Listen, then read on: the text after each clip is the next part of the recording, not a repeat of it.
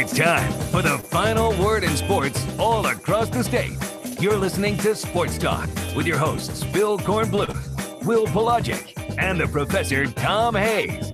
You've been waiting all day, so join the show now by calling 800-956-7266. And welcome into Sports Talk, South Carolina Radio Network on a Monday night. From downtown Columbia, we get things rolling for another week here in South Carolina. Your final word in sports every night in the Palmetto State.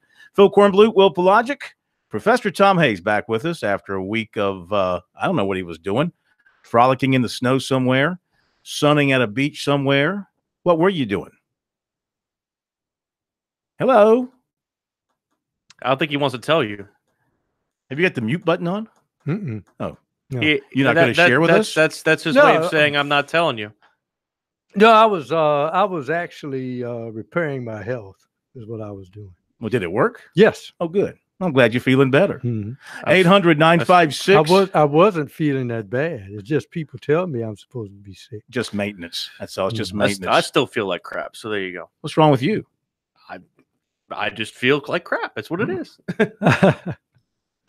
Don't breathe this way. Whatever you do, it's not over there. It's not contagious. It's my own personal situation. Okay. This is Monday Morning Blues. Great start to this exciting show tonight. 800-956-7266 is our phone number. I know you got a lot you want to talk about off the weekend. South Carolina has another opportunity to win a ball game and can't get it done. My goodness, just like the Kentucky game where they fell behind, a lot of self-inflicted wounds in that game.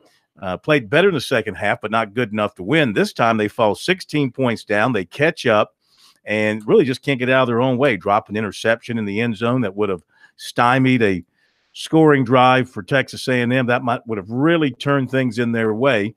But as it is, the Gamecocks take a loss at home, and they hit their idle week now with a chance to think about the issues that have left them where they are. I will say that, the Jake Bentley question, pretty sure he answered things. Can't blame him for this loss. He put the ball. They'll try. He put the ball on the money many times, and his guys just continue to let him down. That has been the trend all season long for whatever reason. This group of receivers, which was supposed to be, I still think is a very good group of receivers, they just aren't focusing and doing the fundamentally right things when it comes to catching the football in crucial times. Those who blamed Jake Bentley or who booed Jake Bentley, or those in the South Carolina fan base who, to use my words from the weekend, showed their behinds this past weekend ought to be ashamed of themselves. People who try to equate this situation to what happened at Clemson and to say, oh, Michael Skarnecki is going to come in and lead us to victory and give us something we haven't had at quarterback. Baloney.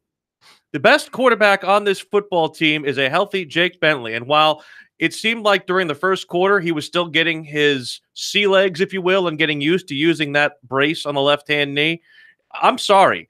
The last 3 quarters, you're not in that football game if Michael Skarnecki is in the game. I'm sorry. Jake Bentley made throws on the 2 touchdown drives that no other quarterback on South Carolina's roster can make, and he is the reason why that game was tied going to the 4th quarter. If you want to say, yes, the red zone interception hurt us, yes, you can say that's fine. Quarterbacks make those ill-advised decisions and ill-advised throws in a game, but many, many more times during that game, you said it, Korn, the receivers letting Bentley down with the drops. I mean, have you ever seen, so many drops by a receiving core in a season as we've seen with South Carolina? It baffles me. I have seen it before because it's almost like a virus in the computer. As I said before, it spreads. And it's just like the new insurance commercial where the guy, as Mayhem says, hey, this season I have the dropsies. Well, that's what South Carolina has, because there were 2 big bombs in that game that were right there in the hands of your 2 best receivers, and they drop it. And Shi Smith, who couldn't even drop weight his freshman year, suddenly he gets the drops. He said, well, everybody else is doing it. Why not join that? And still, it seems, too, on this defense, Korn, there are so many concerns when it comes to gap control, being able to stop the run late. They held them pretty much in check, but in my mind, There's still a lot of concerns with this team on defense in the secondary. It seemed like Keyshawn Nixon playing on the boundary wasn't good for them in that game, so he had to be replaced. And how can you get that tight end down on the ground? I mean, for some reason, they seem to always get beaten by big, burly tight ends. And, of course, I'm sure when we talk to Steve Tannehill this week, he will be lusting over Jace Sternberger because he's probably the tight end that he thought that Hayden Hurst was going to be when he was at South Carolina. He was big, 7 catches, 145 yards, a memorable catch and carry as well on that one play, reminiscent to what happened back when they played Clemson and Mike Williams did the same thing. And that's just simply not going for a tackle, but trying to strip the football away. And that's what they teach him, though. They teach him to try to strip the football, but he's too strong. And he made a fabulous play on that from that standpoint. The question is why didn't they adjust in the second half to the tight end? They didn't make the adjustments at halftime defensively to take the tight end away. He had 7 catches, like I said. And you would think that they would have done something with their defense, whether it was put a linebacker on him, whether it was do something with the strong safety. You got to key on a guy like that when he's burying you, as Sternberger was. Again, you got to chip the guy on every down, even if that means that you take a guy out of the pass rush. You just bump him off his pattern. I mean, if the quarterback has in his head 1,000, 1,000, 2,000, 3, he looks up and the guy isn't there because you chipped him at the line of scrimmage. But this is a guy who's been dangerous ever since he walked on the campus. Ask Clemson how dangerous he was. The one thing that I think, too, that is uncalled for is the calling out of the coaching staff. Because I think this is probably a game where, while the coaching staff will get a lot of blame for the fan base, it's the players ultimately that have to make plays, in my mind. Well, that's true. I don't like – I mean, the booing of Bentley, and I had a feeling this was going to happen if the offense did not come out and move the football in the first 2 or 3 possessions. I even thought that it might have been a good idea to switch out after about the 3rd possession just to give Bentley a chance to settle down a little bit and give Skarnek – listen, Muschamp has made the comment during the week that he would make the move. He would do what it would take to win the game. At the time when the offense was struggling, maybe you should have gone to Skarnek. So it does create a quarterback controversy. He might have been able to go in there and give them a spark. Can he make the guys catch the ball better? I don't know. No. But eventually, Bentley settled down. He still has to figure out why he's so bad early in games, why he is so hyped. You know, I don't know about you guys. See, I happen to like a quarterback who kind of keeps his emotions in check. He throws a touchdown pass, and he just kind of walks over to the sideline like, yeah, I've done that a time or two. It's not a big deal to me. Then he celebrates with his teammates on the sideline. Jake, you know, he wears his emotions openly. He runs down the field after a touchdown catch. I don't know if you saw the video that Reggie Anderson shot. Yeah. He took his helmet after the first touchdown that he threw in the 2-point conversion. He came over to the sidelines and he took his helmet and he just slammed it into a folding chair as if to say to the fans, because they had been booing him earlier, showed you who's booing now. I mean, I can't blame the kid on that. Well, that's not a good thing, though. I don't think you take your helmet and slam it into a chair. It's frustrating. But you can't show that. You show people that it's getting next to you. The ones who are already against you just continue to pile on. You shouldn't be booing your quarterback at a college football team. I'm sorry. Well, it happens, and you as the quarterback, it shouldn't happen, though. I'm telling you, the fans are in the wrong for doing that. I'm not saying they're not in the wrong. They are in the wrong, especially booing him in this particular case because it wasn't all his fault, you know. And you can't boo the quarterback every time he throws a incomplete pass or a team goes 3 and out, especially when the guy is your permanent starter. You know, he's going to be your guy whether you like it or not. But still, I think he has got to keep his emotions more in check and come out not hyperventilating at the start of a ball game. And I think that's what's leading to some of his bad starts, his overthrows, missing receivers, not having good touch on the football. He's just so jacked up at the beginning. The only thing I will call out the coaching staff on is rhythm is not only a quarterback, rhythm is also working up a ladder. That offensive line does not get a rhythm in running the football. Run it down their throat sometimes. Maybe that gets Jake relaxed. Hey, look, we just ran all the way down the field. Now we can play action. We've got plenty to get to today on the football front and our first visit with basketball coach Frank Martin on a busy sports talk when we return.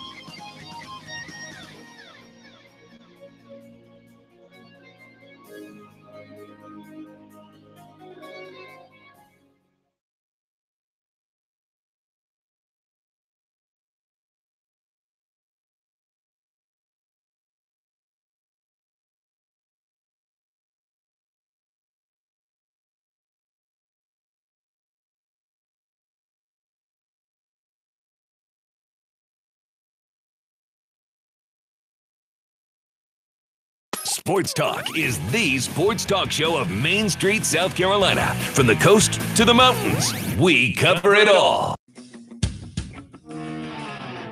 Plenty to get to today on Sports Talk. Your phone calls at 800-956-7266. Looking not only for your reaction to South Carolina's loss to Texas A&M, but also previewing what's going on this weekend in the upstate with Clemson facing NC State.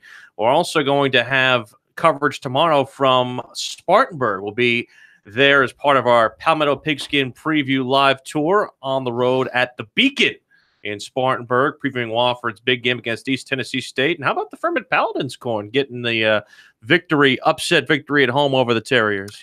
The Sports Talk Kiss working for Clay Hendricks last week. That's what happens when you come on Sports Talk, coaches. Keep that in mind next time you get an invitation.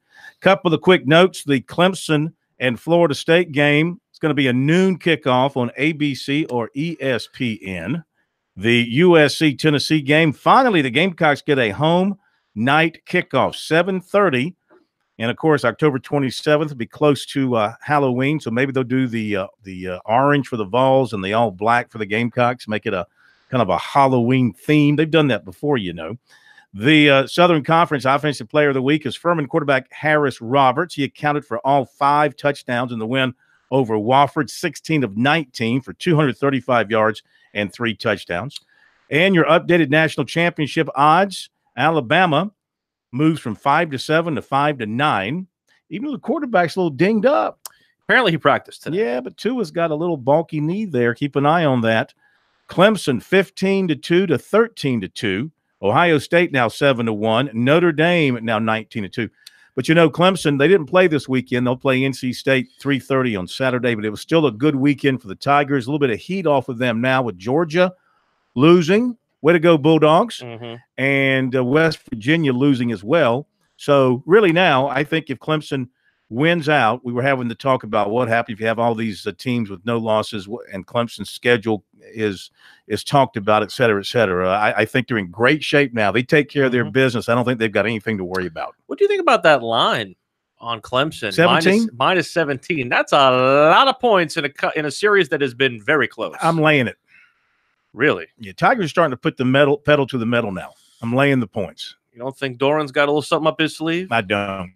Not unless he thinks Clemson's got a computer on the sidelines, looking into his huddles or something. Just a laptop. Yeah. There's something about coaches who got a little jerk to them. That's what Doran's got a little jerk to him. I'm just glad for the Clemson media up there. They can put the decade of it was a coronation week up there for the Clemson media and the love fest for Dabo Swinney. Not that he's not deserving of the love, because look what he's brought to Clemson. You know, it's funny how all those stories are talking about the 10-year anniversary. It's also the 1-year anniversary of Clemson's loss to Syracuse the same day. October the 13th was the day that they lost to Syracuse. Really? So I was wondering why we didn't get any of those stories last week. Leave it to you to be Debbie Downer on a big celebration. I just like to be even, fair, and balanced and present the entire story the way it should be. Let's go to the phones, 800-956-7266. What do you think the Gamecocks are going to do the rest of the way? They are now 3-3 overall, 2-3 in the SEC. I don't buy the opinion that this is a 6 or 7 win team. It was going into the season. I thought this would be a 9-win team. From my standpoint, they are underachieving. What do you think? 800-956-7266. Our first call is Alex in Myrtle Beach tonight here on Sports Talk. Hello, Alex. Hey, I think, listen, the Tennessee game is huge, and there's still a lot left. So for all the Gamecock fans, don't, step off the bridge. It's okay. But the Tennessee game is very big, and I think it's winnable. But the quarterback situation in general, I want to talk about the quarterback situation with Clemson before the season started and the current Gamecock situations. That I've always felt that the quarterback situation, backup quarterbacks don't get rotated enough in at all. It's like a soap opera. And if you remember, I'm going way off the chart here, but you remember Isaiah Thomas playing the Lakers, and what was it? The NBA playoffs way back, and he had a sprained ankle, He could barely make it down the court. I mean, aren't those guys on the bench? Okay, can't they come off the bench? And why can't quarterbacks, even backup quarterbacks, get rotated in more?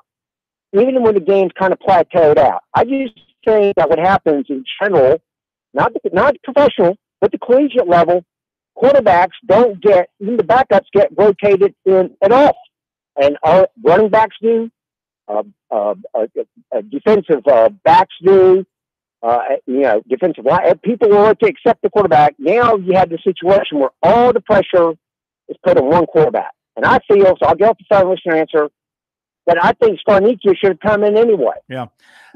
I think so too. I think that, as the offense was struggling in the first half, whether it was because of a drop pass, just a different look, just a different approach, maybe just a different voice sometimes. And listen, all the work he did against Missouri can't go for naught. He had to show and prove to the coaches that you can trust me in any situation, especially at home. Again, I understand that he beat Missouri, but you also have to think about the fact that he beat Missouri. He was 20 of 35 against a defense that gave up 572 yards to a backup quarterback. But A&M is not a much better passing defense. A&M is a much better team overall than Missouri is. But they still struggle against the pass. They've been good against the run. But I don't think that Bentley was to blame for what was going on with South Carolina's pass offense. When you're getting shut out, and the Gamecocks had in the first quarter 48 rushing yards, 35 passing yards. My point is, what would it have hurt? Second quarter, the Gamecocks you rattled your starting quarterback's confidence. The Gamecocks had 19 total yards in the second quarter. 19 yards. You owe your starting quarterback some faith. It's about winning, like Muschamp says. You do what you have to do to win. If your starter is struggling for whatever reason, if the right look, they ran Wanham into the game at right tackle because Campers was not doing the job at right tackle. If nobody thinks twice about that. If you're replacing your starting quarterback in that particular situation, you're admitting that the season is lost. I don't think so. Season is lost. I don't think so. I think you do something to get your offense going. Again, there was something to do. Oh. Run the football. Here's the problem with people. They don't believe in running the football. You get that through your head? No, here's the deal, though. Texas A&M set out all week thinking these guys are going to try to throw it against us because we can't cover anybody.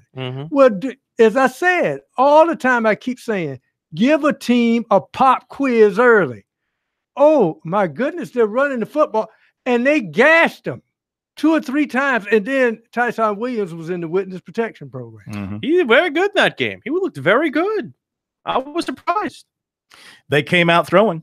First 3 plays for the Gamecocks, incomplete pass for 26 yards, incomplete pass, and punt. So, again, their plan was to come out throwing the football a la Georgia. Remember, they played Georgia at home, came out throwing the football. Edward tweets us at SportsTalkSC. Don't think you can be so certain that USC couldn't beat A&M with Scar in the game. I believe you said the same thing about the Mizzou game. I did, but also South Carolina, if you may remember, needed multiple acts of God, including Mother Nature, and they found out the hard way this week that they can't put rain on scholarship. Let's go to Harris in Columbia, and if we run short with you, Harris, we'll carry over through the break. Welcome into Sports Talk. How are you? Found that one funny? Yes, I did. Okay. I think the one thing is running them out there for one. I think Bentley's your quarterback, but I think you could have ran Scarnicchia out there for maybe the 3rd series just to settle him down, because the issues that he has with the beginning of games is not just a this year thing. Remember last year, it was Corn, you remember how many games he starts all jacked up. And he's so jacked up, he was sailing balls against Hayden Hurst and all of those guys. And I think what's affecting the receivers is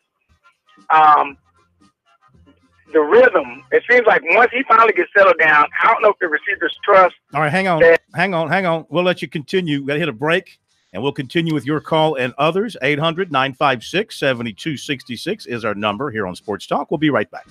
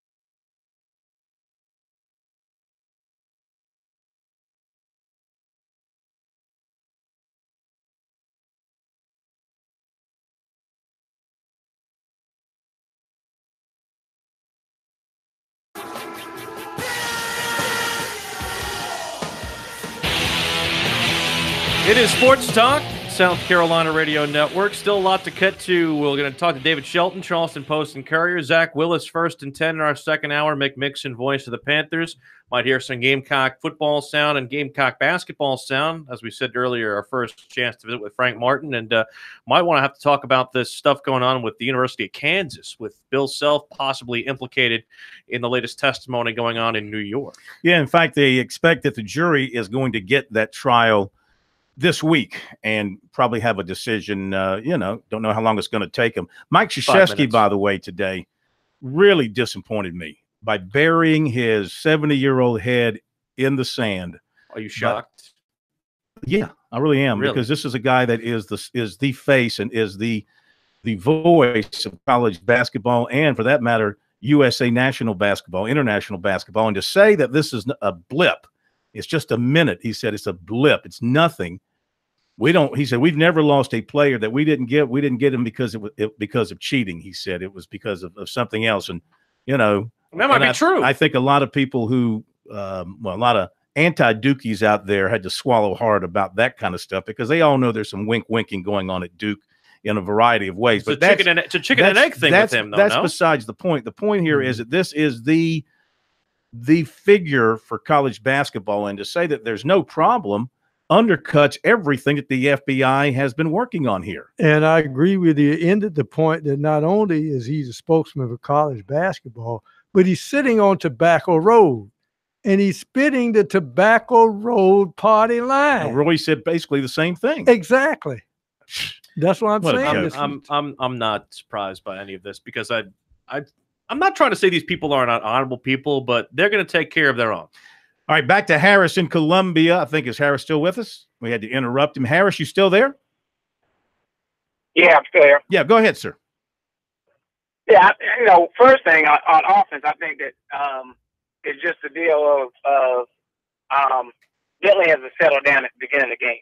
And I think Bentley is your quarterback. He's probably the best quarterback.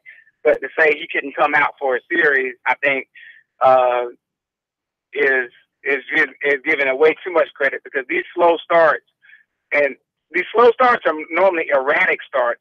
Go back to last year, Corn. Mm-hmm. We talked about everybody, even you all at times talked about him just being so jacked up. He missed a lot of throws early last year that we just overcame. We overcame. I know this before I move on to the defense, that if he was in a Spurrier coach team, whether it was Scarnecchia or whomever, he'd have come out for a series or so to get himself settled down, because that's how Spurrier did with his quarterbacks. He did it with Garcia, with Connor Shaw, and then later did it with Connor Shaw with Dylan Thompson. So there was one game he ran the quarterbacks out there every other play. He was changing quarterbacks. Remember that? And he beat Arkansas in Columbia. That was crazy. It is time. It is time for Bentley to play like a third-year mature quarterback and not like a freshman in terms of his emotions. He needs to gather himself in. I really think, if you haven't seen the video on the sideline of him taking his helmet to the chair, I saw it. So what's your reaction to that? Well, that's the thing. That was like last year. Every time early in the games, he would be so hyped up that remember, we all thought that was why he was so wild early in the game. And once he settled down, he played. And so, and that's an issue. And one more comment.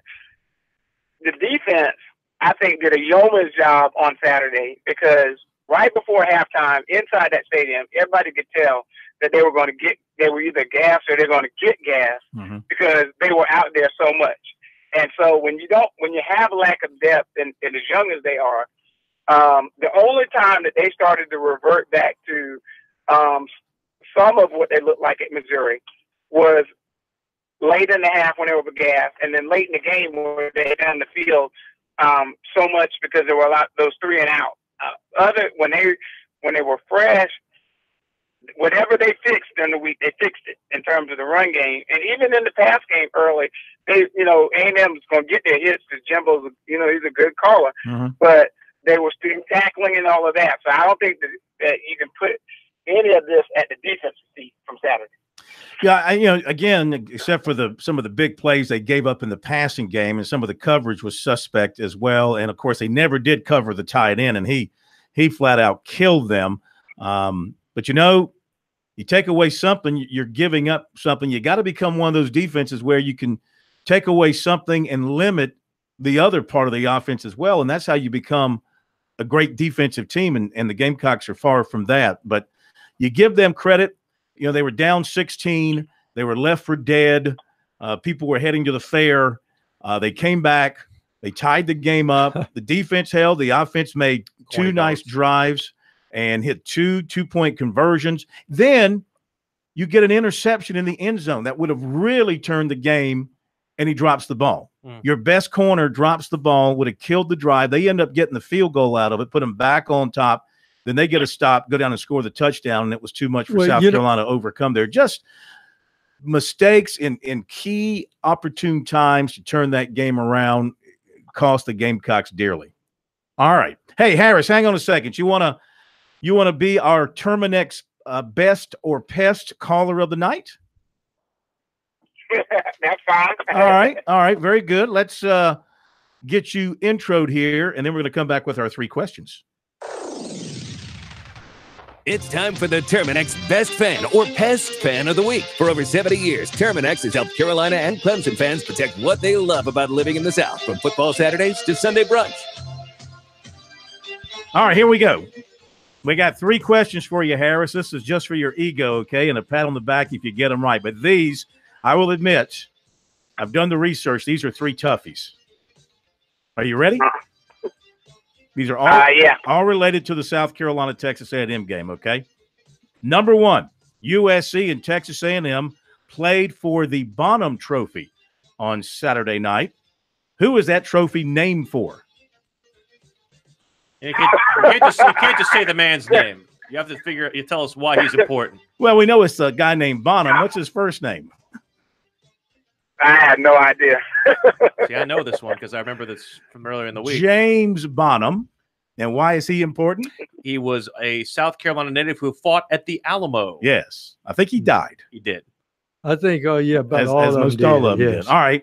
Let's give you another shot just to see if you can get 2 out of 3. You ready? In 2 games against Texas A&M, Jake Bentley has how many touchdown passes in 2 games? He didn't play against them 3 years ago. He didn't come on until after that game had been played. It was still Perry Orth's team then. So, in 2 games against A&M, how many touchdown passes has he thrown?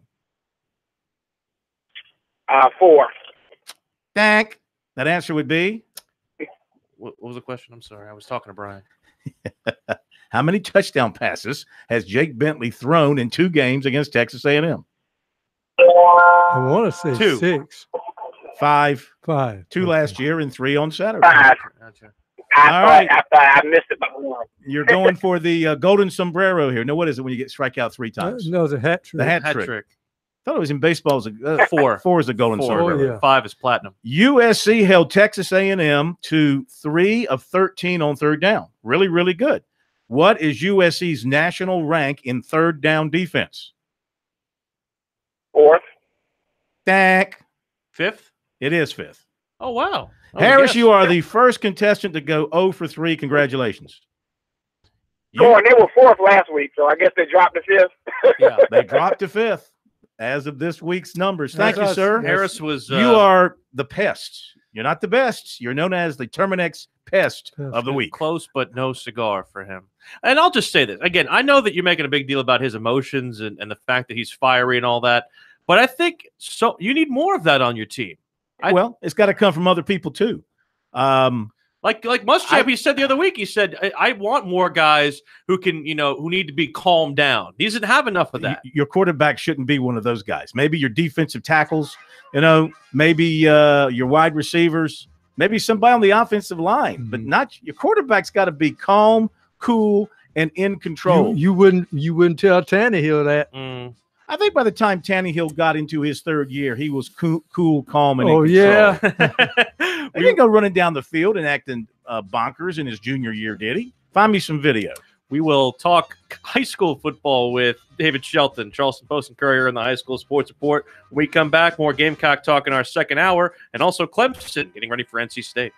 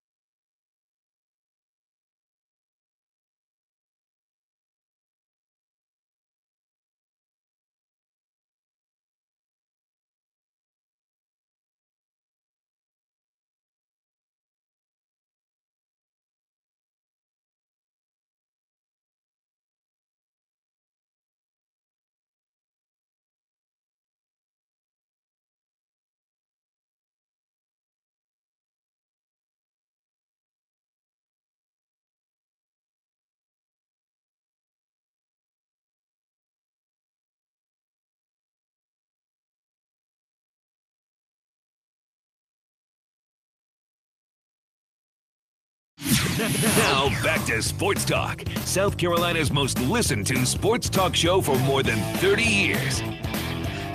I don't know why you think I would lie to you on the radio. Oh, you want me to give you several reasons? No. Okay. Fine. I'm very truthful. Mm-hmm. Okay. Some other people might not be, but Emily. Really? That's where you went? Yeah, That's where you went? I did. It is time to do a little high school football with our friend David Shelton from the Charleston Post and Courier High School Sports Report. We welcome in David Shelton of the High School Sports Report and the Charleston Post and Courier for tonight's high school football report, and we recap the high school football from Friday night. It's brought to you by Farm Bureau Insurance. With Fave Rates from Farm Bureau Insurance, you get all your favorite things like competitive rates, local agents, and great claim service for all your auto, home, and life insurance needs. Get a no-obligation quote today at favorites.com. And I guess, David, a lot of big games on Friday nights and interesting results. That game at Hartsville, where they had to clear the stadium with 5 minutes to go, wouldn't let anybody back in, not even the media, for the last 5 minutes of that game. And Hartsville was in the process of rallying to beat Wilson 14-13. What's your take on that? Have you heard anything more about that from over that way? Just that it was a fight. Some people got in a fight outside, and there was as always is the case when somebody starts fighting, somebody says they heard gunshots. And that clears everything out. So they emptied the stadium, put the teams in the locker room, decided they had it under control, and instead of letting everybody else back in and going through all that, they just said finish the game. So they did.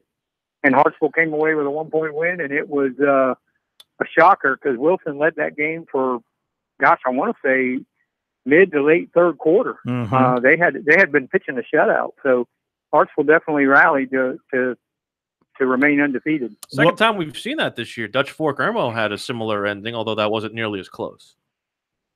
Yeah, that game, they could have not finished that game. In fact, Nobody I don't noticed. think they did. They did not. In fact, you have these things, especially when you have teams like big rivals like Wilson and Hartsville, or Hartsville and Darlington, or some of these other big rivals. You just have idiots who get out of control, and it does put some people at risk. I can't say that I don't blame them for not letting them back in. You just don't know what's going to happen when you let them back in. So just play the game. That's the most important part. Fortunately, it stayed 14-13, and there wasn't some miraculous play at the end that nobody got to see, that nobody had footage of. So, right. But that kind of stuff happens, once or twice a year. I wonder why they didn't let the media back in. Because we're not important. I mean, we're just there. Well, speak for yourself. I mean, I would have gotten my interviews. I know my way around Kellytown. So I think All right, another good one was Chester beating Camden 21-19. We talked about that one Friday night, and it turned out to be about as close as you said it was going to be. And Chester stays undefeated, but Camden's having a real fine year too. Absolutely, that's a big win for Chester because they've beaten some teams fairly handily along the way. They needed to be pushed, and they were. Camden showed up and gave them all they wanted. I think it bodes well for Camden, if anything, in a loss, if you can take a positive, is that, Chester is one of the 2 or 3 best 3A teams in the state, without a doubt.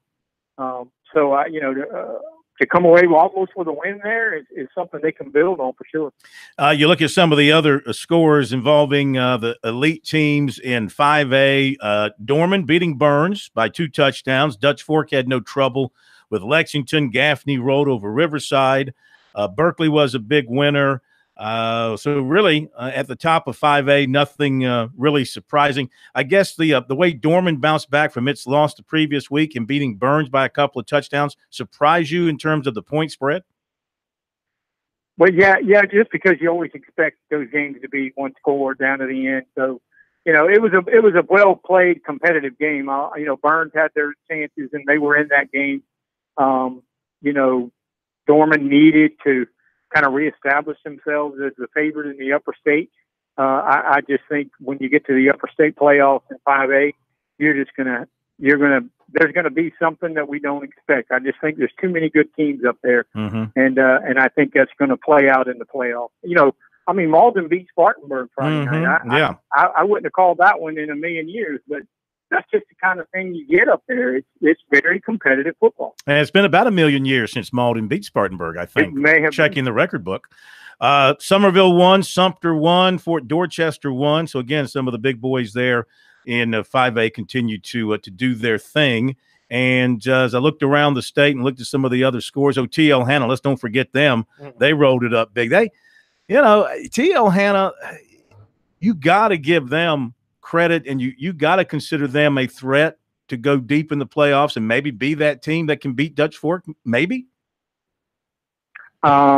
Maybe, but no.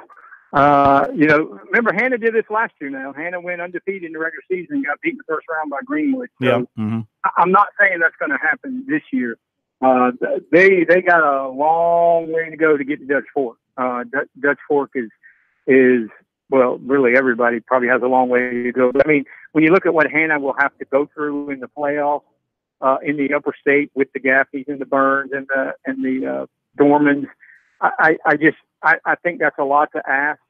But they are very good. I mean, they're experienced. They're a veteran team, big time leader at quarterback. They got the best player in the state on their defensive line. So, they certainly have a shot, but man, it's gonna take a monumental effort to get through that upper state. With the way they started, are you surprised that Westwood's winless in region play? Yeah, I am. I really thought they were a sleeper after the South Point game, and really not a sleeper. I thought all along they were going to be very good. Ridgeview took it to them the other night, and York beat them the week before. It's a very tough conference. I mean, when you throw Lancaster in that mix, that's a very competitive, physical, tough conference, and they just haven't answered the challenge. They haven't answered the bell, and kudos to Ridgeview because, I didn't think they would beat Westwood, but apparently a lot of people at Ridgeview thought they would. All right, David, thank you, my man. Have a great week. We look forward to having you with us week 9 this coming Friday night. We'll talk to you then. Okay, guys. Take care. David Shelton, High School Report here on Sports Talk. Let's give you the recruiting update before we hit the top of the hour. No news on 6'6" Donta Scott of Philadelphia. He did not announce yesterday, has not announced today. Looking at South Carolina, Maryland, Temple, LaSalle, Seton Hall. Those are the schools that he visited, so that continues.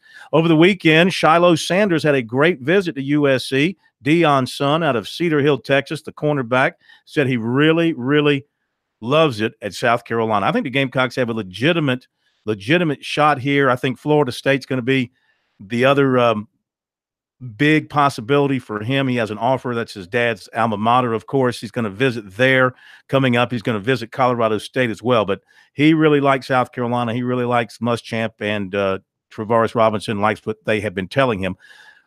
A USC quarterback commitment, Ryan Holinsky of Orange, California, been planning to sign and enroll early in Columbia. However, the Stanford rival site reported that after getting an offer from the Cardinal last week, Holinsky, quote, is open to the idea, end quote, of waiting until February because Stanford doesn't take early enrollees. Now, he did tell Chris Clark of Gamecock Central that the chances of him taking a visit to Stanford were not very high. But something to think about and be worried about, I think, a little bit. Waiting on that offer for a long time, especially because of the academic standards there. Well, the one thing I have read is his mother is kind of reticent about going back in the stadiums where her older son played. Running back linebacker Quavaris Crouch of Charlotte did make it to USC Saturday for the A&M game. He's also been to Clemson once this season, expected back Saturday and for an official visit in November. Tight end Julius Pierce, 6'4", 247, Sanford, Florida, was at USC Saturday. His mom said they enjoyed the visit, loved the stadium, impressed with everything. Her son's on USC's radar, but no offer yet. Cornerback Keyshawn Cobb of Fort Valley, Georgia, was at USC Saturday. 2021 defensive end Braden Wood of Boulder, Colorado. He is a national recruit, plans to visit Clemson Saturday. First Baptist running back Michael Dukes, offered by Western Kentucky. One-time USC target, defensive lineman Ben Smiley, committed to Virginia. USC target Jalen Perry, cornerback, was at Michigan Saturday. Got a chance to meet with Desmond Howard. And 6'5" Jamal King of Goldsboro, North Carolina, committed to Winthrop. It's a little weird with Howard being in the media, but also being able to meet with recruits. Seems a little iffy. No? I think you can do that now. They've sort of loosened those rules up where you can do it. All right, top of the hour break. We got more of your calls. Zach Willis coming up.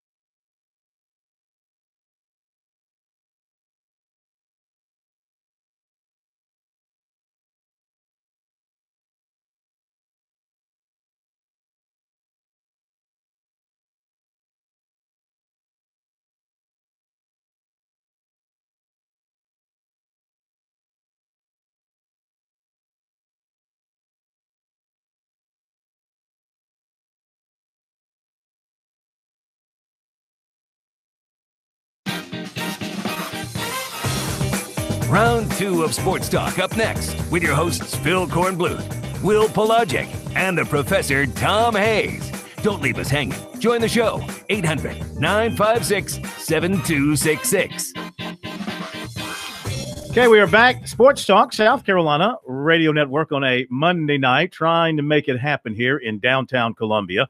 Phil Kornbluth, Will Pelagic, Professor Tom Hayes, and the great Brian Leonard, the morning voice of Columbia Radio. Should we hear that voice just one time? The voice that resonates with the morning rush hour? No, he doesn't want to waste the time with us. He abstains with his voice on this program for reasons that I'm not even sure he wants his name connected with us. He doesn't like it when we did. Producer X. We're calling Producer X behind the scenes here. 800-956-7266 is our phone number. Our email, talkback at sportstalksc.com, on Twitter at SportsTalkSC. Got time now for more of your phone calls. Lines have opened up, so we're talking, of course, about South Carolina. We'll get more into Clemson as the week progresses, as the Tigers get ready as a 17-point favorite to take on NC State. But, you know, the Tigers just living right. Don't have to do a darn thing on Saturday, and two teams around them lose, and it just gives them more wiggle room, more breathing room when it comes to their playoff situation. But now back to South Carolina. The Gamecocks sitting at 3-3 with 6 games to go. They won 8 in the regular season last year. Is it possible to get to 8? They've got 6 games left in the regular season, so they've got to win 5 of them. 5 scheduled and 6. Yeah, they're going to get that 6th one, believe me. They're not going to let that gate walk away. I mean, they're going to get another home game. And what if they get to a point where they're only sitting at 4-7? God forbid. Bite your tongue. God forbid they sit at 4-7, and even a victory wouldn't get them into a bowl. Yeah, that would still, you want that couple of $1 million. Well, but who would come? You would get to a point where you're probably spending more money to put a game on than you would actually make. They'll turn it into Philadelphia South. They'll come just to boo. Yeah. What?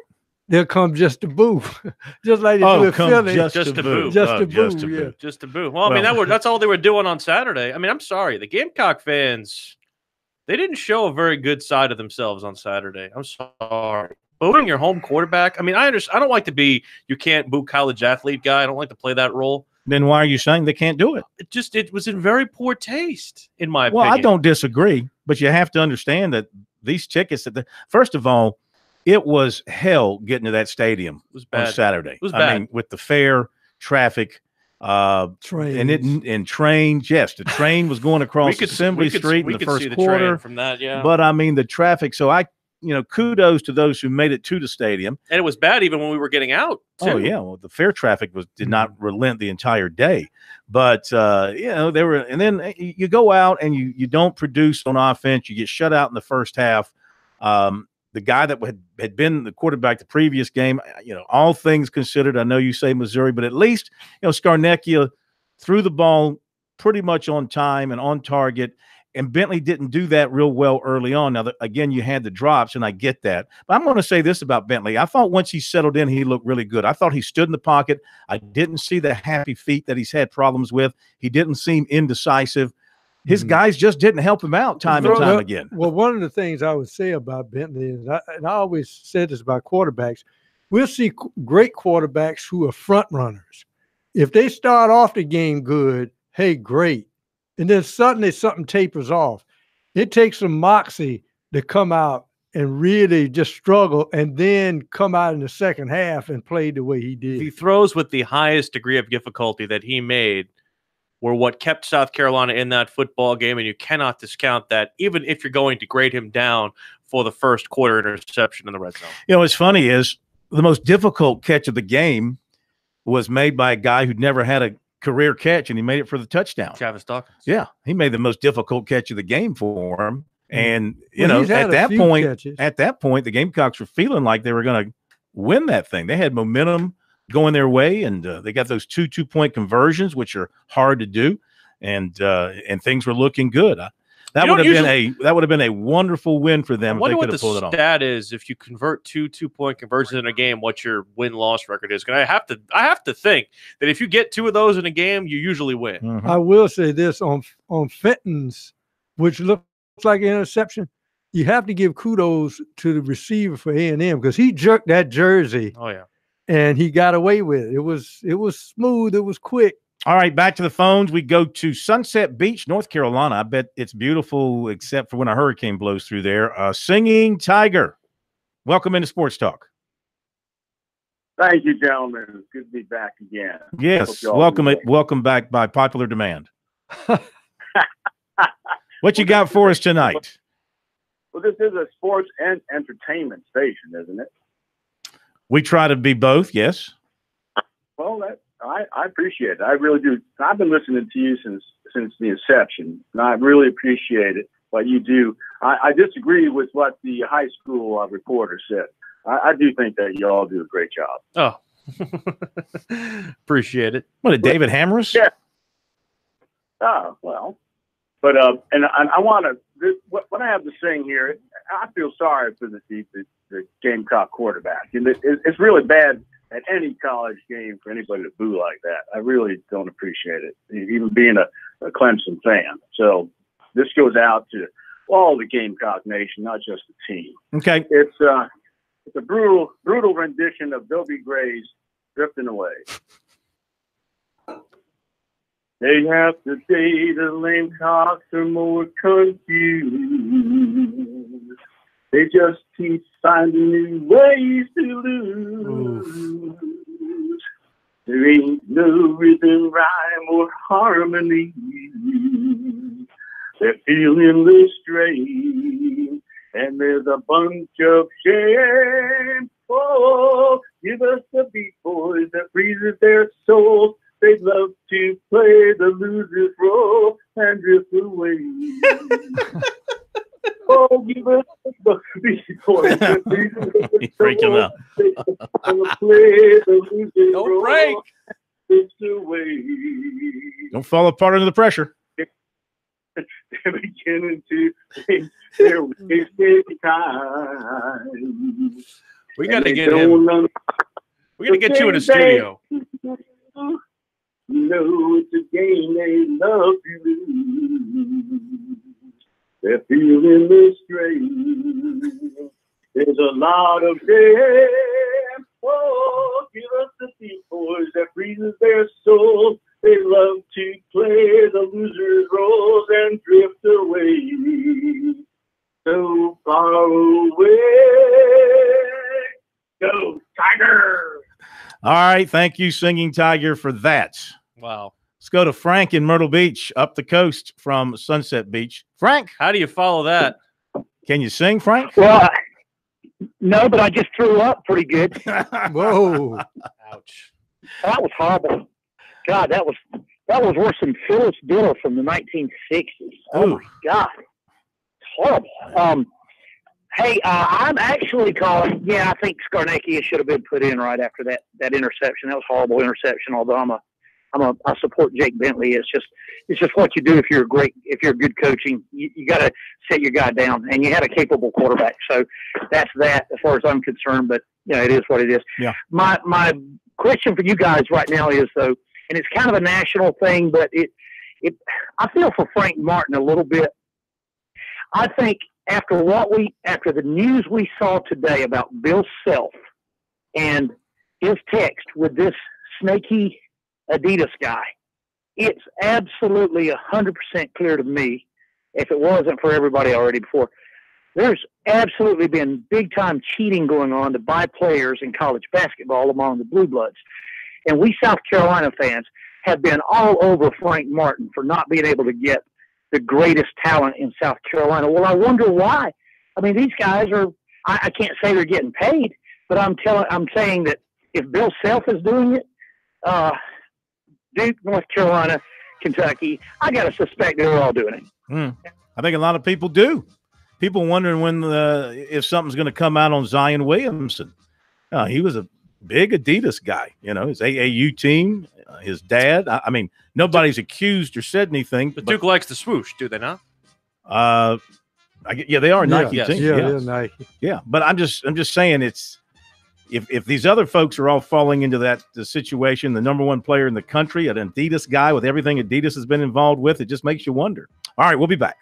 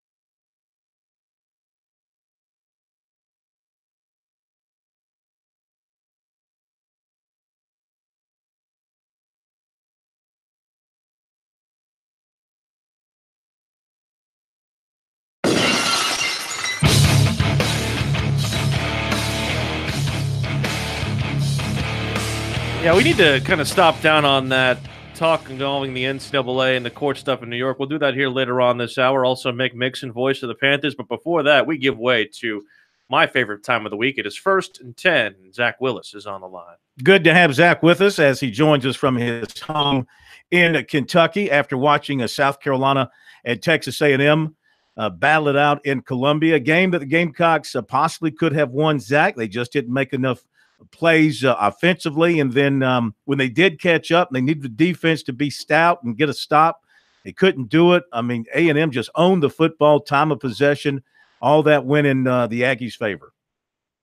Well, it did, Phil. I mean, when you hold the ball only for 17 minutes, and I'll say this, South Carolina's defense, in my opinion, other than the defensive backs, was much more focused, no trash talk. They got the memo.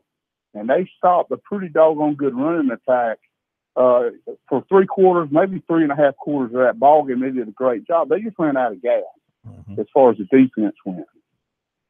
So when you looked at the problems defensively with the cornerback play and coming up and making plays there and knocking the ball down or getting Texas A&M off the field, what were you seeing back there in their secondary that maybe was it just the quality of play of the A&M offense, or was it something that fundamentally they weren't doing at the cornerback or the safety spot, in particular dealing with the tight end at A&M?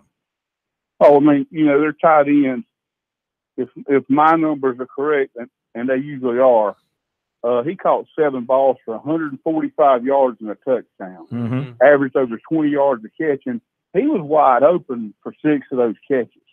And he even said, I heard comments by him, he talked about South Carolina's defensive backs arguing with each other about who had who. So, it concerns me when the defensive backs coach is also your defensive coordinator, and his unit is by far the poorest performing on the field. That's a definite issue. The front 7, I thought, played their guts out, especially up front. I mean, they whipped A&M's offensive line at point of attack multiple times, only to get burned on in passing situations by that tight end. And they had 2 receivers over 100 yards, and the cushions were like 15-yard cushions on the edge. The coordination's got to be better. The coaching's got to be better. The defensive backfield, I thought the effort and I thought the focus was much better by the front 7. Yeah, Aaron Sterling had a fantastic game for South Carolina on the defensive end side. I want to talk about the quarterback. Yeah, Kinlaw was good too. But I want to talk about the quarterback. How would you assess Bentley's day? And more importantly, how would you assess the way that it seems that South Carolina fans have treated him in his return? Well, I'm going to tell you, when I coached at South Carolina, they may shock some people that didn't know that. I worked with a guy named Phil Petty, and Phil and I talked about him getting booed today because it happened to Phil one year. And we had a hard off season after that year getting him mentally ready to go. And Bentley threw the 1 touchdown, went in, he got the 2-point conversion, and you guys were there. He goes over, yells at the student section, goes back and slams his helmet up against a chair over and over. Nobody comes over to stop him. I mean, nobody reins this kid in. And that's not fair to him as a player. Now, this is my message.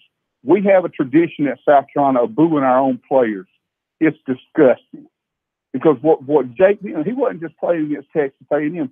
Maybe it's 50 people out of 70,000 doing it, so we can be realistic about this. But that kid's playing against his own fans now. And you think about that. Think about how that feels. Think about if it was your son. Some of them ain't old enough to have children. Mostly our children probably booing him. But it's despicable. And I'm not in favor of it one bit. Phil Petty's not in favor of it. Never was. He said it made him tougher because it made him want to prove them wrong. And I think Jake Bentley's built out of the same material, and I think he proved it in the second half of that game. Bad throw on the interception, bad decision. But as pros have said before, what did he do after that? He fought back. That's what winners do. How do you feel, though? You talked about Jake coming over and hitting the chair with the helmet, knocking the chair, off its feet and flying for several feet and all that kind of stuff, releasing his, I guess, built up anger, emotions or whatever. And I mean, I kind of feel like I'd like to see a quarterback who does this thing and then trots over the sideline and gets a high five from his coach, maybe hugs the coordinator. It doesn't go running down the field, arms flailing and all that kind of stuff. Sort of like, I've done this many times now, And he has. Yeah. So should he reel that in, or do you think, hey, it's college football, it's letting the emotions loose, it doesn't mean anything? Well, I mean, in this program, you got coaches with nicknames. When we come up, it was coach and the last name, and that was it. There was no, none of this nickname stuff. And it creates a culture, and that should not be tolerated. I know you feel bad. I know you're angry. You channel that emotion back into your play, and it should sharpen your focus to a point where you're literally unstoppable. And he has that kind of talent. Somebody's got to reel him in. Players are going to do what you let them do. Okay, don't ever forget that. That's a fact. Why that defense stopped trash talking? Because somebody set them down and said, "Shut up." Mm-hmm. And in one game, it stopped, and they played pretty well. Okay? Yeah, I think Kinlaw was instrumental in doing that. Oh, he's a bad man now. You're talking about a bad man there, because they didn't block that cat. I'm going to tell you right now, he's one of the best D linemen interior in the SEC and in the country, and he speaks with his play. He brings the heat every time. So I'd listen to him. Well, I want to apologize for some of our listeners out there, but, I'm hopelessly, Zach, old-fashioned. And I always think when the quarterback has a rhythm going, the receivers have a rhythm going, that's one rhythm.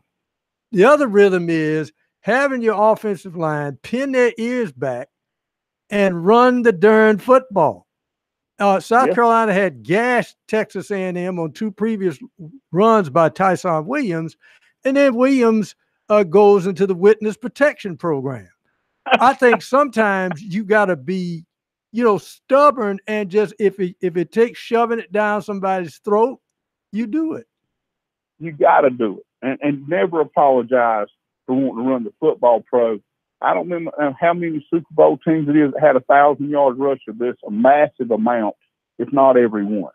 Okay, you've got to establish a running game and be hard-headed about it. All it does is make, even if you're not great at it, your play action is going to be better.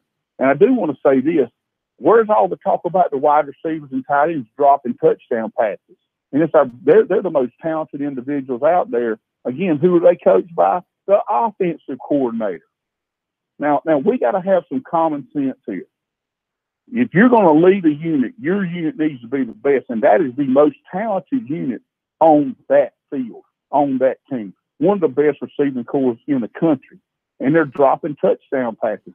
Jake Bentley can't catch it for him. Blame him if you want to. Be mad because his daddy's coaching there and blah, blah, blah, and whang, whang, whang. Catch the football. The drive that Pro's talking about, it was a scoreless game.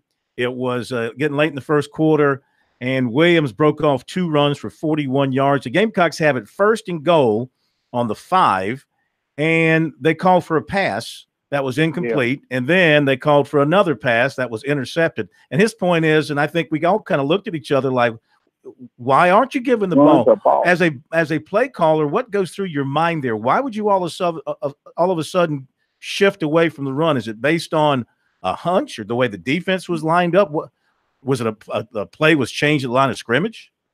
I highly doubt it was changed at the line of scrimmage because of who he was throwing it to. It looked like a back shoulder fade in the end zone that went bad. It was a bad throw, all that, totally bad. But that was a counter trade. They had done a good job of formation in Texas A&M into a 1 and a 5 set, which means the nose tackle was away from the running back side.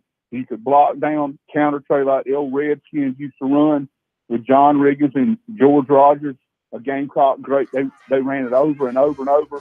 Same play. Should have run it in the end zone there, and you took your chances. You at least get a field goal. Well, if you're 1st and goal at the 5, you should probably try to run it a couple of times. Pound it in. Yeah. Pound that sucker in there. That's football. All right, hang on. We'll keep you for just a couple of short minutes on the other side and look ahead to what the Gamecocks have got to do to get back on the winning track, and also a quick look ahead to Clemson, NC State. 1st and 10 with Zach Willis here on Sports Talk.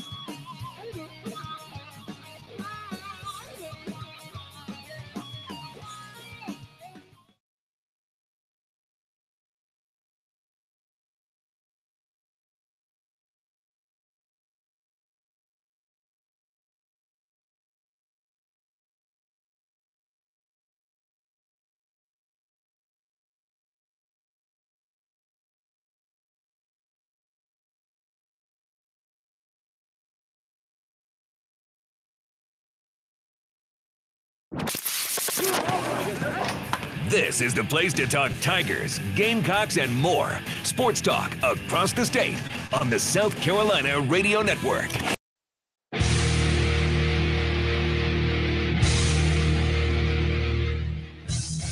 We're back on Sports Talk. Couple more minutes with Zach Willis. Want to get into this NCAA basketball trial and the comments from Frank Martin on it, but we spin things forward, Zach, for South Carolina into its open week. They play Tennessee 2 weeks from today. What do you want to see South Carolina work on in the bye week, Zach?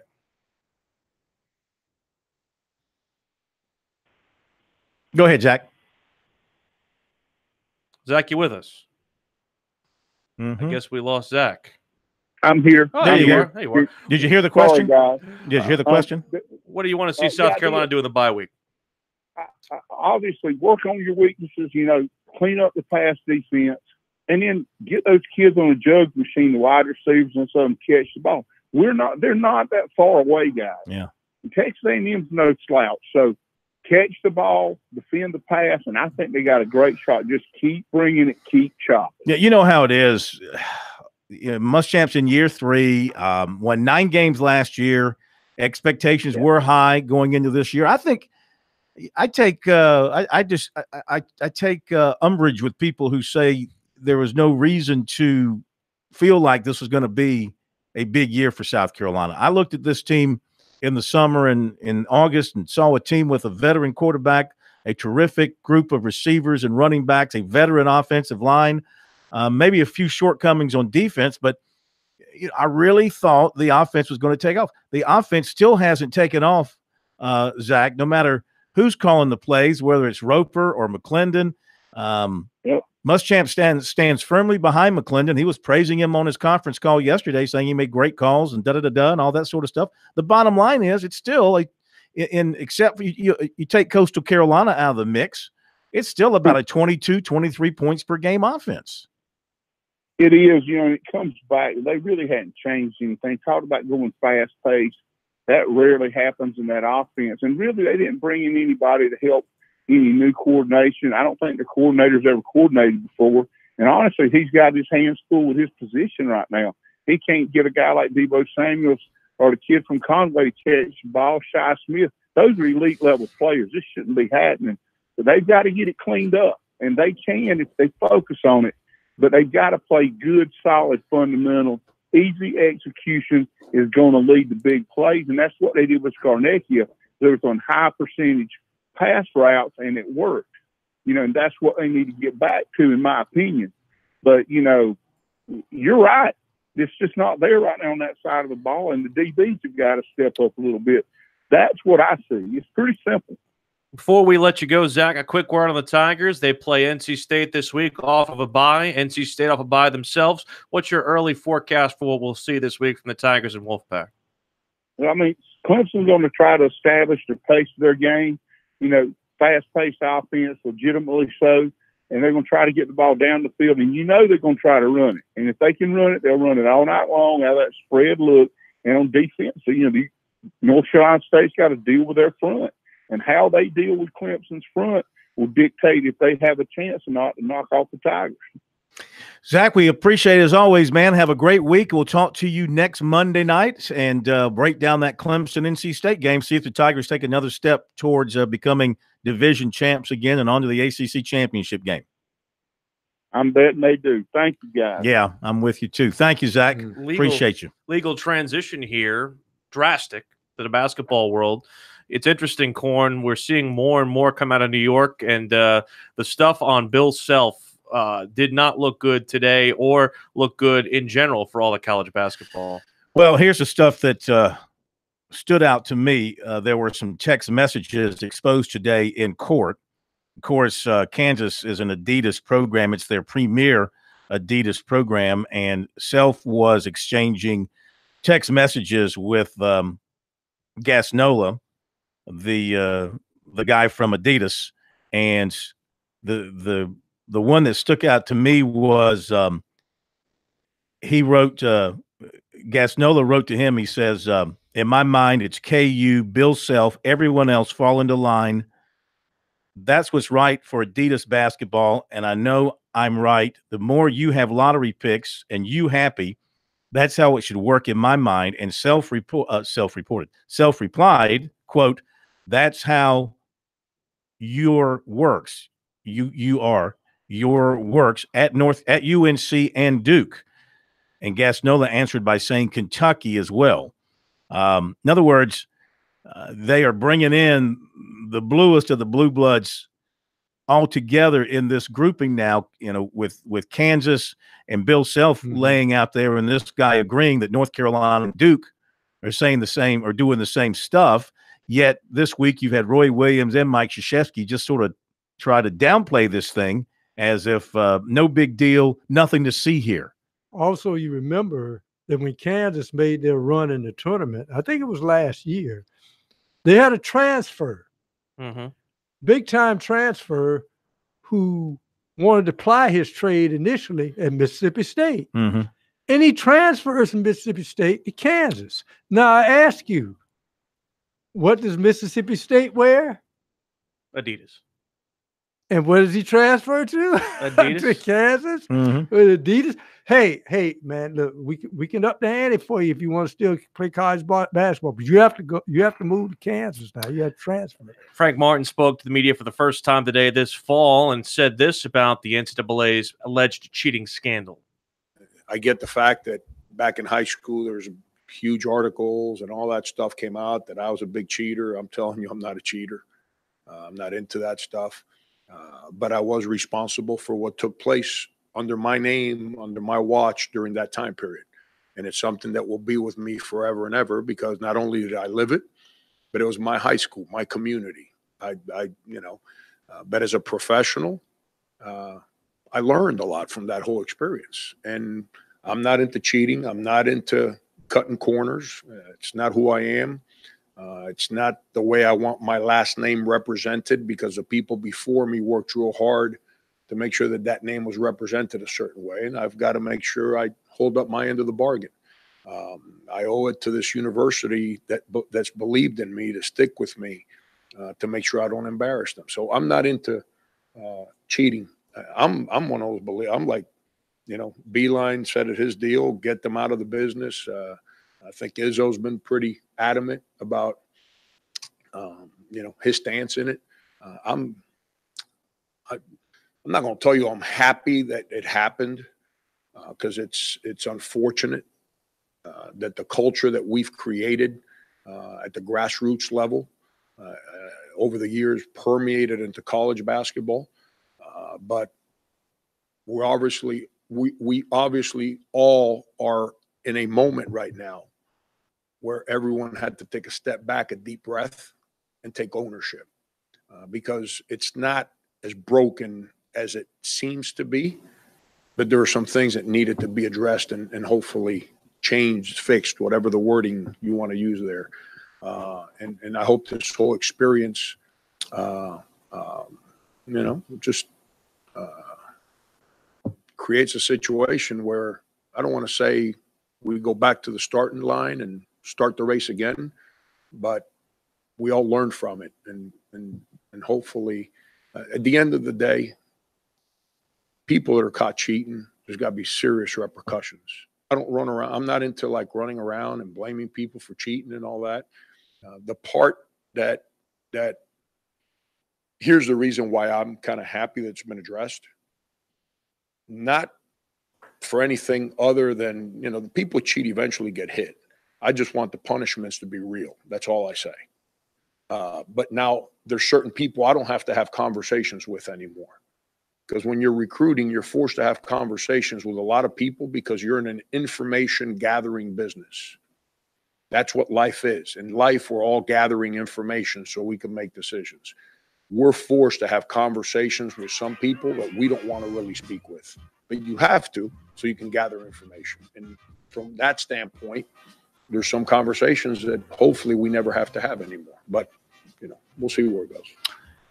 That's pretty evident Frank Martin's not cheating.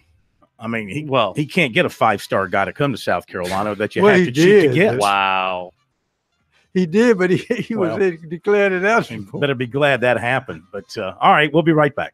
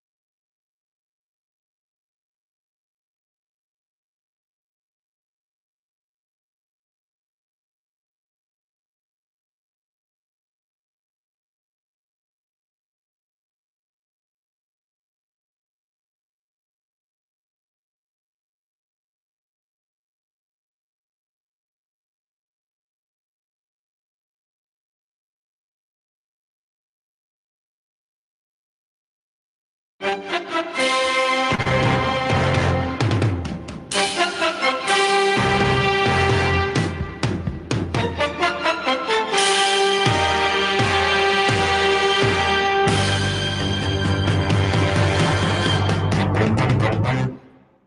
in the backfield.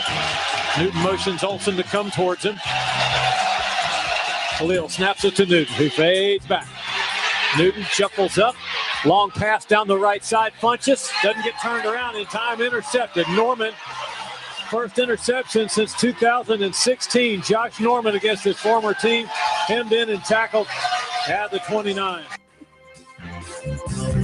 All right. All together now. Hail to the Redskins. Hail victory. Braves on the warpath. Hi, Mick. You guys are killing me. Hey, listen, my team lost to those clowns, too. I don't understand it. What is it about going into Landover, Maryland, and getting beat? It's everything. It's their dated and inappropriate nickname. Really? It's their bombastic ready, fire, aim owner. It's where they put the visiting radio booth. They do job you with that. I do know that. Yeah. Where is your booth? Where do they put the booth? Oh, it's bad. Back at RF. Is that back at RFK?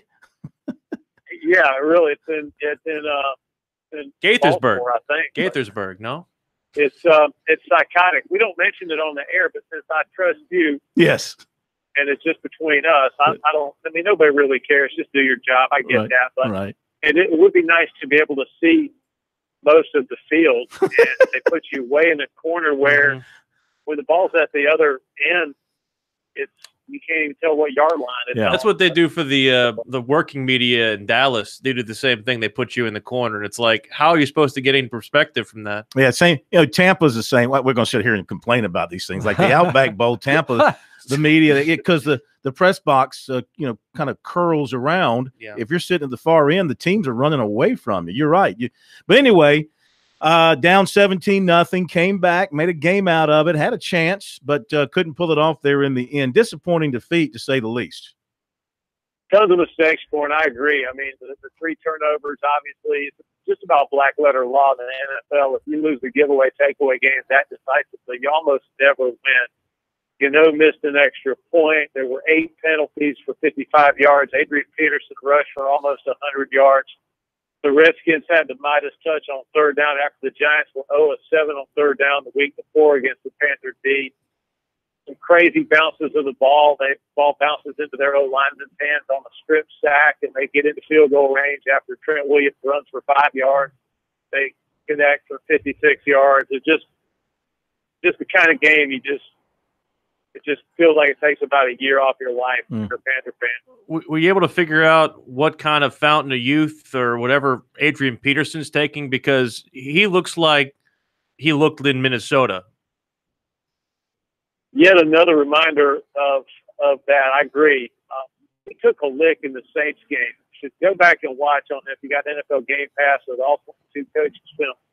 He got a knee injury. I mean, a blow right on his knee. The knee hyperflexes back. I mean, you can't even look. You got to turn away. It looks like anterior cruciate ligament going to be shredded like a crab leg at the Red Lobster.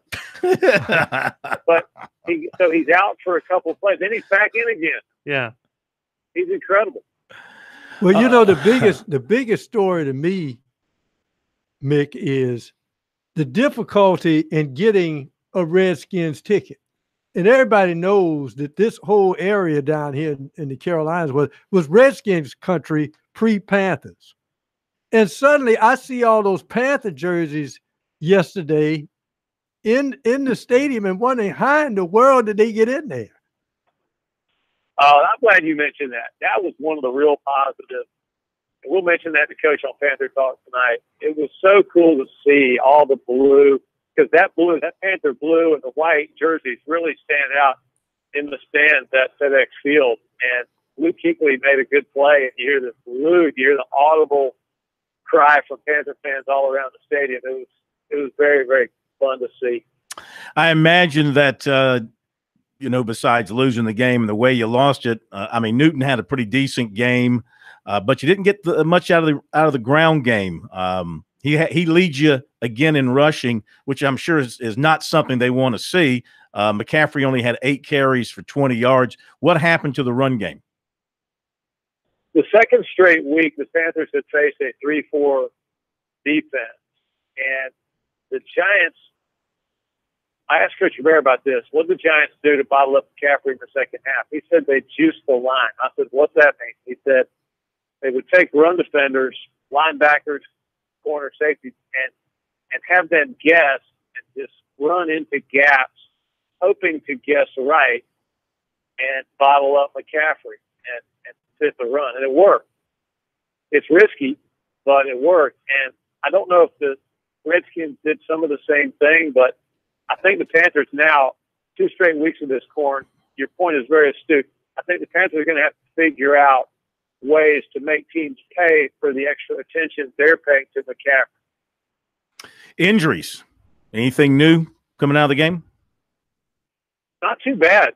It was pretty mainly just bruised ego, the id, the sub-id, the super ego, all that is listed as questionable. The Panthers got to get it dieseled up, though, ready to go, because Philadelphia, they get after you, man. The Fletcher Cox. Have you watched Fletcher Cox play? It's almost like he's almost like having a skid steer on the field, a bobcat. I mean, you can't stop it from getting where he wants to get to. Yeah, he's a bear. It seems like the NFC East is getting a lot of, I would say, flack from those in the national media.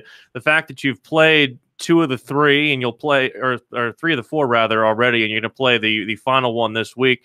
What would be your assessment of that division, having gone through that now here with these 4 teams? It reminds me of the Real Housewives of some distant city. I mean, you got drama everywhere. New York, you got the Eli Manning, Odell Beckham, and week-to-week referendum on whether they should stay with the status quo or change coaches. Dallas, same thing. Every time I read on Pro Football Talk, it's Jason Garrett. Will he be the next coach to get fired? Everything's bigger in Dallas. It's all magnified. Washington, they were ready to chat room, talk show, message board Jay Gruden right out of town after a 2-2 start. Mm-hmm. And now they're in love with the Redskins again. Well, that's every week for them. Philadelphia looks like the class of the field with the way they defended with Carson Wentz.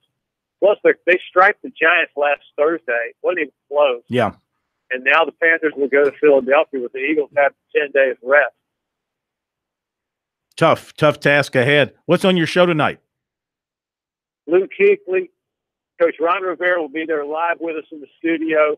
We'll talk to Marty Herney, the general manager. It's going to be a full show, Corn.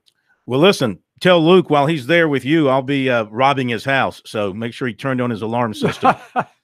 He can arm it from his phone using the mobile app. I'm sure he can. All right, Mick. Thank you, my friend. Have a great week. See you soon. You too. Let's get together. Yeah, you got it. Mick has the Redskins fan base completely pegged correctly. If they put one foot in front of the other in one particular week, they think they're going to the Super Bowl. And if they don't, then they want to fire everybody. They're an excitable group. Oh, yeah. Want to mention this Sunday coming. Shrine Bowl rosters will be announced at 2 o'clock. You can watch it live on the Shrine Bowl Facebook page. So that means the Shrine Bowl teams will be announced on Sunday, 2 o'clock. The North-South rosters will be coming the next week, and we'll have that for you here on Sports Talk. And tell them where we're going to be tomorrow night, Charlie. We'll be at the Beacon tomorrow in Spartanburg, John B. White Senior Boulevard.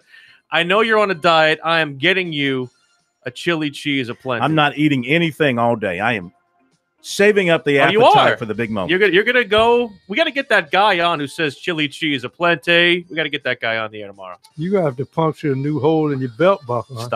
Stop it. Everybody needs to lay off my midsection, please. Just don't lay it on me.